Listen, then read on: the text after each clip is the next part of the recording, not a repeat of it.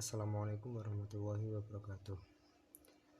Perkenalkan, nama saya Saiful Ikram, NIM 19202110022, kelas Hukum Ekonomi Syariah A.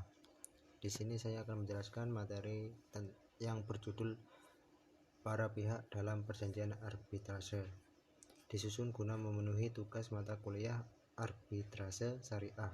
Dosen pengampu Dr. Muhammad Sohibul Itmam, MH. Langsung saja ke pembahasan. Pengertian arbitrase. Arbitrase adalah penyelesaian atau pemutusan sengketa oleh seorang hakim atau para hakim berdasarkan persetujuan bahwa para pihak akan tunduk pada atau menaati keputusan yang diberikan oleh hakim yang mereka pilih.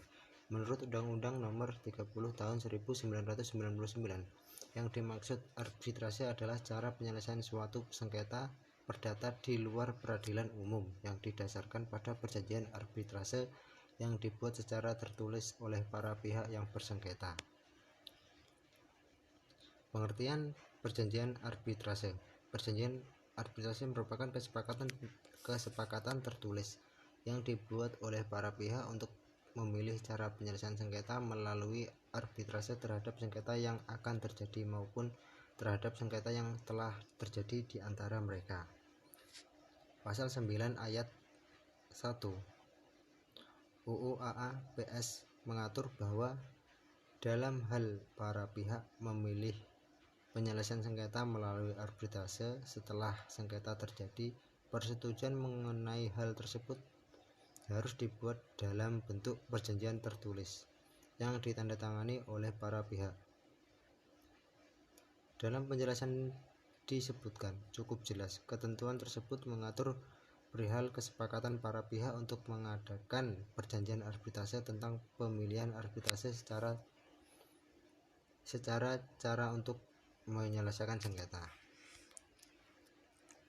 Perjanjian arbitrase disyaratkan harus dituangkan dalam bentuk tertulis dengan maksud agar terdapat dokumen bukti yang jelas bahwa para pihak benar-benar telah mengadakan kesepakatan untuk menyelesaikan sengketa yang akan terjadi maupun yang telah terjadi.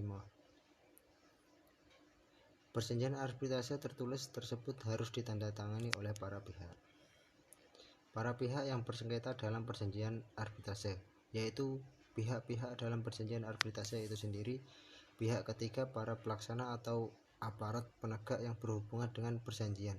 Ketentuan pasal 30 Undang-Undang Nomor 30 Tahun 1999 dimuat ketentuan bahwa pihak ketiga di luar perjanjian arbitrase dapat turut serta dan melibatkan diri dalam proses penyelesaian sengketa melalui arbitrase apabila terdapat unsur kepentingan yang terkait dan keturutsertaannya disepakati oleh para pihak yang bersengketa serta disetujui oleh arbiter atau majelis arbitrase yang memeriksa sengketa yang bersangkutan.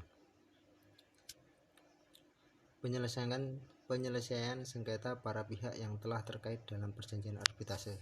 Dalam penanganan dalam penyelesaian sengketa di luar pengadilan dengan arbitrase terdapat beberapa asas yang harus diperhatikan para pihak yang bersengketa dan arbiter para pihak ketiga yang dipilih oleh para pihak yang bersengketa arbitrase, yaitu: pertama, asas kesepakatan; 2, asas musyawarah; 3, asas final.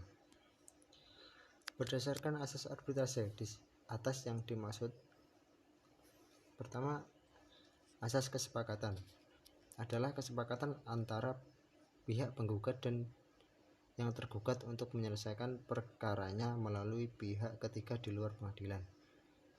Yang kedua, asas musyawarah adalah dimaksudkan dalam penyelesaian sengketa atau perkara harus pertama kalinya diutamakan penyelesaiannya secara musyawarah oleh arbiter yang telah dipilih oleh kedua belah pihak yang bersengketa. Ketiga, asas final. Yang dimaksud adalah putusan arbitrase dalam menangani kasus para pihak yang bersengketa adalah bersifat mutlak dan final, yang artinya tidak dapat diganggu gugat dan tidak dapat upaya hukum lainnya. Batalnya perjanjian arbitrase. Suatu perjanjian dinyatakan dapat dibatalkan apabila tidak memenuhi syarat subjektif sahnya perjanjian yang meliputi adanya kata sepakat serta kecakapan mengadakan perjanjian, sedangkan suatu perjanjian dinyatakan batal demi hukum apabila tidak memenuhi syarat objektif sahnya perjanjian yang meliputi adanya objek perjanjian dan mengandung klausa yang halal.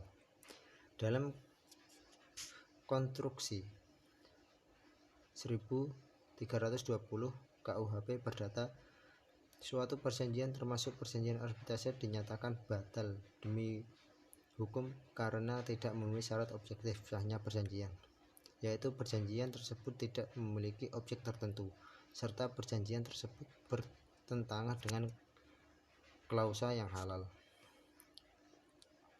Sekian dari saya, terima kasih.